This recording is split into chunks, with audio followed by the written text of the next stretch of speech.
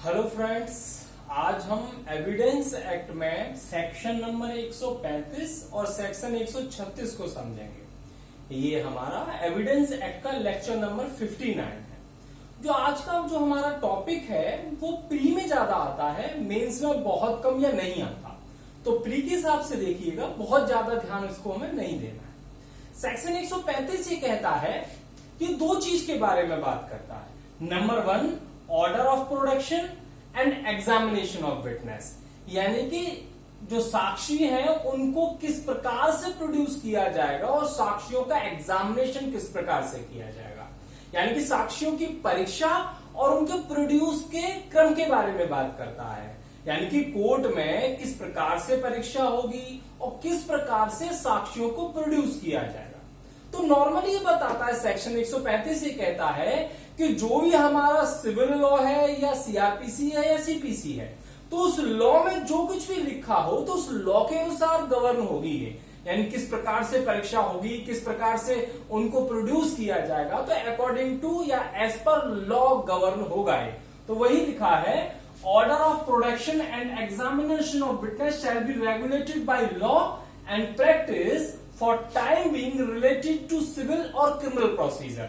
जैसे कि civil law में ऑर्डर 10 है और क्रिमिनल प्रोसीजर में हमारा चैप्टर नंबर 18, 20 और 21 दे रखे हैं। और यदि इस प्रकार का कोई लॉ नहीं है तो फिर ये कोर्ट की डिस्क्रिशनरी है कि वो किस प्रकार से इनकी परीक्षा कराएगी या फिर किस प्रकार से ये विटनेस प्रोड्यूस किए जाएंगे। In absence of such law by the discretionary of court. तो हमने नॉर्मल 135 में समझा कि किस प्रकार से विटनेस को प्रोड्यूस किया जाएगा या उसकी परीक्षा होगी, तो एज पर लॉ होगी। सिविल है, सिविल लॉ के अनुसार होगी। यदि क्रिमिनल में मैटर चल रहा है तो क्रिमिनल प्रोसीजर के अनुसार वह गवर्न होगा। और यदि लॉ में कोई ऐसी व्यवस्था नहीं है तो इसे न्यायालय अपनी विवेकी शक्ति के अनुसार इसको तय करेगा। तो ये था हमारा सेक्शन 135। अब बात करते हैं सेक्शन 136 की। सेक्शन 136 तीन नियम के बारे में बात करता है, तीन नियम बताता है रिगार्डिंग एडमिसिबिलिटी ऑफ एविडेंस, यानी कि एविडेंस की ग्राह्यता के लिए सेक्शन 136 तीन नियम बताता है। कौन कौन से नियम बताता है, 1 by 1 पढ़ते हैं। नंबर 1 को पढ़ते हैं। नंबर 1 ये कह रहा है कि when a party proposes to give evidence, कि जब भी कोई पार्टी कोर्ट में कोई एविडेंस प्रोड्यूस करना चाहती है तो वहां पर कोर्ट उससे ये पूछ सकता है कि जो चीज आप पेश करने जा रहे हो यदि वो साबित हो जाता है तो वो किस प्रकार से सुसंगत है। तो वहां पर उस पार्टी को ये बताना होगा कि मैं जो एविडेंस देने जा रहा हूं वो जो फैक्ट है इस प्रकार से सुसंगत है।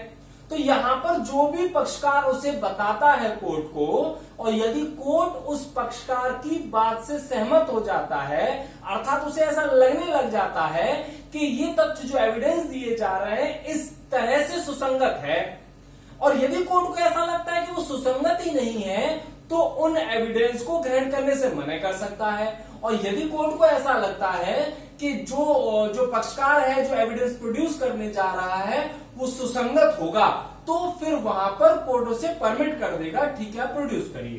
तो 1 यही कह रहा है सेक्शन 136 का first rule, when a party proposes to give evidence, जज में आस्क द पार्टी, जज उस पार्टी से पूछ सकता है, कह सकता है, in what manner the एलिज्ड fact if proved would be relevant, कि ये फैक्ट यदि साबित हो भी जाता है तो किस प्रकार से सुसंगत है।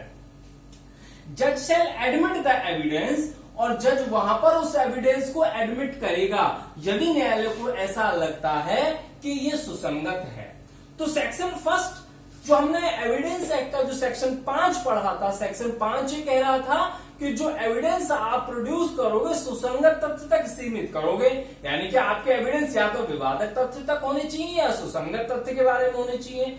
तो जो सेक्शन 5 में बताया था कि सुसंगत तथ्य तक हमारे जो एविडेंस हम दे सकते हैं, सेक्शन 136 का फर्स्ट रूल भी यही कह रहा है। यानी कि ये बता रहा है कि कोई भी चीज नहीं ला सकते हो कोर्ट में, केवल वो चीज आप ला सकते हो जो सुसंगत है, और न्यायालय को जब ये सेटिस्फाइड हो जाएगा तो उसको एडमिट कर लेगा, और यदि न्यायालय को ऐसा लगेगा कि वो सुसंगत नहीं है तो उसको इनकार कर सकता है। तो ये था हमारा सेक्शन 136। और सुसंगत तथ्य क्या होते हैं? सेक्शन 6, 7, 8, 5 से 55 तक आपने पढ़ा था। यानी कि पक्षकार ने साबित कर देता है कि हाँ वो सेक्शन 6 में सुसंगत है, यानी कि एक ही समव्यवहार का भाग है, या फिर सेक्शन 7 में आ रहा है, या 8 में मोटिव आ रहा है, या किसी भी प्रकार से यदि वो सुसंगत तथ्य में से किसी प्रकार से सुसंगत है तो कोर्ट उसको एडमिट करेगा। अब इस सेक्शन 136 के हम सेकंड रूल की बात करते हैं।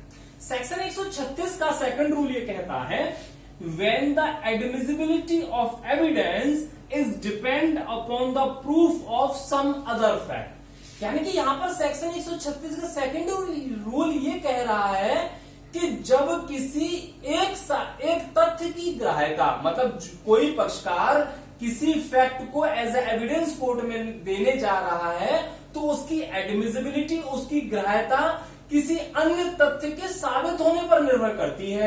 यानी कि एक फैक्ट किसी अन्य फैक्ट के साबित होने पर निर्भर है। तो वहां पर नॉर्मल रूल ये है कि जिस तथ्य पर निर्भर करता है पहले वो साबित करना होगा। जैसे मैं बात करूं कि जैसे जो हम डाइंग डिक्लेरेशन पढ़ते हैं तो डीडी किस पर निर्भर करता है? डीडी इस बात पर निर्भर करता है कि वो व्यक्ति मर गया है, तो पहले तो ये साबित करना पड़ेगा कि वो व्यक्ति मर गया है ना? तो यहां पर उसकी डेथ साबित करनी पड़ेगी, फिर आप डीडी साबित करोगे।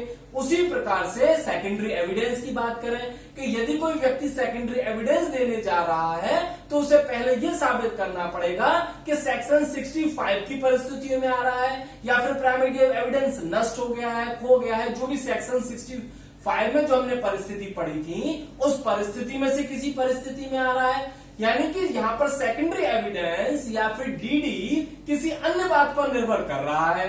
तो सामान्य नियम यह है कि जिस बात पर वो निर्भर करता है पहले वही साबित करना होगा। तो सेक्शन 136 का सेकंड रूल ये कहता है नॉर्मली, तो when the admissibility of evidence is depend upon the proof of some other fact then the latter mentioned fact, यानी कि बाद वाला जिस पर निर्भर कर रहा है fact must be proved first, तो बाद वाला तथ्य को पहले साबित करना पड़ेगा। परंतु इसका एक परंतु भी है। क्या है?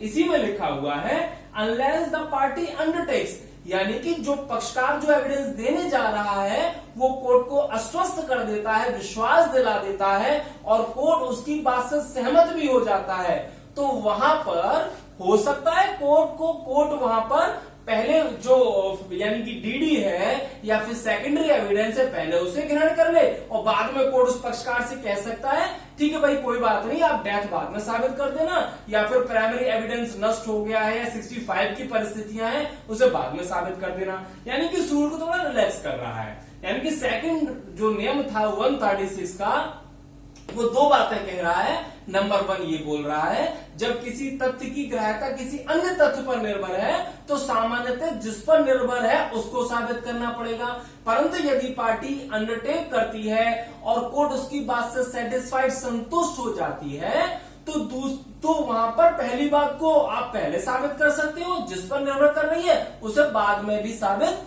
किया जा सकता है। तो ये था हमारा सेकंड रूल। जैसे इलस्ट्रेशन भी मैंने आपको बता दिए उसी में इंक्लूड कर दिए, फर्स्ट और सेकंड इलस्ट्रेशन इसी पर निर्भर है। अब हम बात करते हैं थर्ड रूल की। थर्ड रूल इस बात पर अप्लाई होगा, यानी कि थर्ड रूल वहां पर लागू होगा जहां पर if the relevancy of one fact, जहां पर एक तथ्य की सुसंगतता डिपेंड अपॉन अनदर फैक्ट, जहां पर एक तथ्य की सुसंगतता किसी अन्य तथ्य पर निर्भर करती है। तो सेक्शन जो आपका 136 का जो थर्ड रूल है वो कोर्ट को डिस्क्रिशनरी पावर देता है। वो ये कहता है कि कोर्ट चाहे तो फर्स्ट फैक्ट को पहले प्रूव करा सकता है, सेकंड को बाद में, और यदि कोर्ट को उचित लगता है तो वो पार्टी से ये भी कह सकता है कि पहले आप सेकंड फैक्ट को प्रूव करिए फिर बाद में फर्स्ट फैक्ट को प्रूव करो। यानी कि 136 के थर्ड क्लॉज में डिस्क्रिशनरी पावर विवेकी शक्ति पूर्ण रूप से दे रखी है कि वो चाहे तो पहले उस तथ्य को साबित कर सकती है, पहले तथ्य को साबित करने के लिए कह सकता है, या फिर वो जिस पर निर्भर करता है पहले उस तथ्य को साबित करने के लिए कह सकता है। तो इस प्रकार से 136 में हमने 3 रूल पढ़ लिए।